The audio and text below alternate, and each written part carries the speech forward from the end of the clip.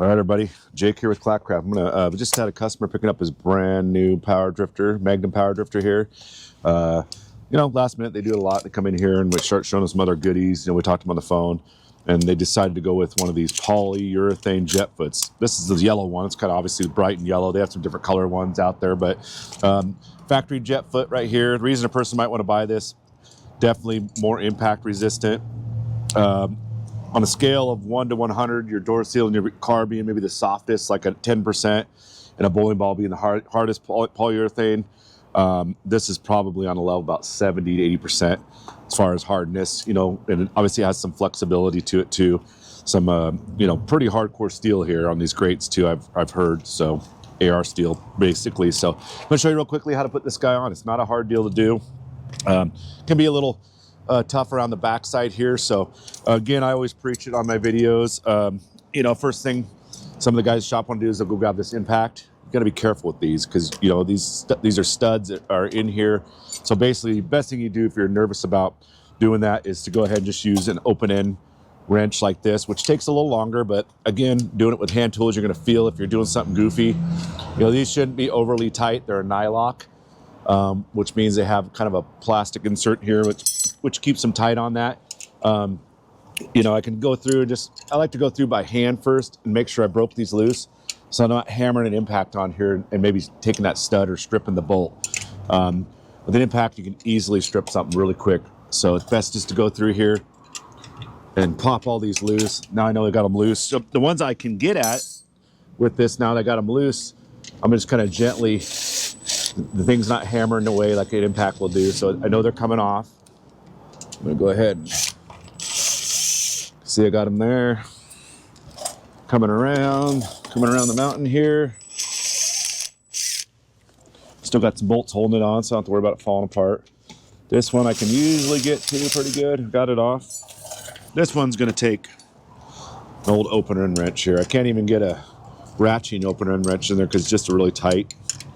So I'm just gonna take my time.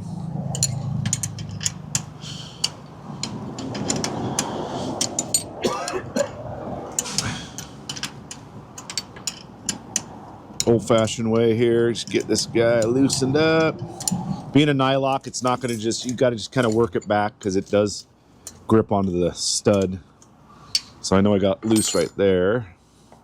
This is how, basically, it's not a really long job. And there's our factory jet foot. We've added these on this boat. What this does is help the water, funnel into your jet to keep cavitation. The cool thing about these polyurethane jet foots is they've actually built it into the mold, so makes it really cool. The customer will keep this, so we'll go ahead and give that to him. Maybe never use it again, but it's his to keep, so we're going to give it to him. And again, the reason a person's going to do this is for shallow water. Sometimes I think the factory jet foot might perform a little better, but it's really splitting hairs. So if you had a bigger water situation, you could actually use that one. But for sakes of this, we're going to go ahead and throw on this. This is the sleeve here, which rides in the cone shape, which I've showed you some other videos. These are the adjustment washers here. We could put those to the top and actually bring these down into this cone, which will therefore, make the tolerance less, so make it perform better. It's basically a vacuum. The more slide by you have, the more you're going to lose that suction effect. So we're trying to get as much water to suck into this thing, shoot out to propel the boat and carry the weight. So there's that there. So we're going to go ahead and make sure this lines up in here. This is a brand new boat, so everything should be good to go in this. And as I tighten that, it'll probably push down there a little better. Nice tight fit there. So just making sure it looks like it's good to go. Another common mistake, I've talked about this in the past, make sure you put this on the right direction. It's a very easy mistake, very embarrassing mistake sometimes to do, but I can see myself doing it. Put it this way, obviously it goes this way. So therefore the water is going to be coming into this as you travel upriver. So I'm going to go ahead and get this on here. Make sure I don't mung up these studs. Even me, I can get a little bit, make sure I get it on there right. This one's fitting nice and snug. There it is. You got to make sure you grab these brackets here too. They come with these zip tied on there. Basically you can see it's got a little notch here and here. Little outpost on that, so you can't tell you which way these can go. I suppose if that wasn't on there, you could probably put them anywhere, but this is what they want you to do from the manufacturer. So gotta get that on there. Got a handful of bolts here. Nuts, I should say. Okay, come on, get on there. It's cold and wet out here. They just came back from doing a water test with it, and of course it ran awesome, so it's good news. Which we knew it would. Get that guy started. We're gonna want to get these on there, make sure that, you know, we don't have them half on where they're gonna strip. So we're trying to get them started because, again, you don't want to strip these studs. They're a pain, and then you know what to take out and replace if you did. So by hand tightening this stuff, I'm gonna know if there's any issues. And this can be trying, especially if you got bigger hands than I. Get them on there until it stops at the plastic nylock, about halfway up the bolt, or not bolt, I keep saying bolt, nut. Got the last one, which is the toughest, the one in the front there. And then again, I'm gonna tell you, this will save you a lot of problems. Again, impacts can do damage, break studs, booger things up. So if you got the hand wrench, take the time, do it right. You can feel if something's not tightening right, where an impact can go right ahead and strip the stainless out pretty easily. So I'm gonna go through and just kind of come through, and you can see it kind of sucking up between the sleeve and the bottom of the foot. Basically put about, I don't know, maybe 2-3 pounds of pressure on this 9/16 wrench, which is the size you're going to need to do this. And kind of just feel them all stop.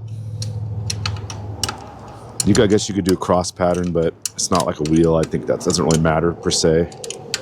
Just come through and make sure you bounce around and get them all tight here. And basically, I'm going to do about, just feeling it, probably less than 15 pounds on that of pressure. I can kind of see all of this. They're basically, with this particular foot, with the factory foot, they go a little farther up, right about there on the stud. So I'm just gonna bounce around here.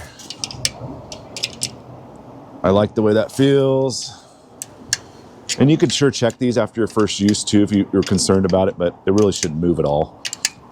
I guess it's always good to check everything on your boat after you use it every so often. Feels good. I'm liking that. And there you go. It's basically, you know, you can see everything looks good here. I'm gonna look around there. Foot looks good on there. It's ready to use. So again, just kind of a quick little short video on, you know, a polyurethane jet foot versus a factory jet foot. And again, our boats are, this particular boat's so light that you could probably run this forever. You might bend these a little bit. This foot's basically never going to break unless this boat's so light it doesn't do damage itself, meaning that it basically bounces off stuff. Where a heavier sled can hit something, you can do a lot of damage with it, and you know, I guess unrepairable damage. Where a fiberglass boat itself is very repairable. Basically, out of all the Magnum power drifts we sold out there, I haven't seen one back with a hole in it yet. You know, knock on fiberglass, but I've seen it gel coat chips, scratches, different things like that, which is completely, you know, you can repair it, clean it, or just keep using it. So it's kind of cool about that. Just something quick video. People have asked about this or interested in it. They're not the cheapest, I guess, depending on what size foot at the current time here. And beginning of 2026, they're right around just under $1,000. But something you can check out. I'm not the manufacturer of these.